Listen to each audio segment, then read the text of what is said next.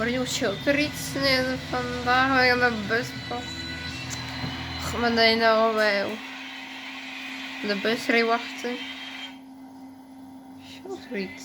Met Telenet neem je het strafste internet mee. Je moet altijd zeggen, ik ben je mijn liefje, ik had iets zeggen. 5G onderweg. Nu tot 300 euro korting. En gratis datasim voor je Of gewoon zo zeggen. snel op Ja? telenet.be. Je moet altijd zeggen, maar ik zeg altijd voor jou. Oh, jezus. TikTok, Marino.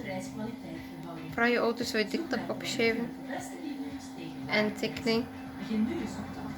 Dus morgen, schat. Tot morgen, schat. Duim laag. Abonneer de next video.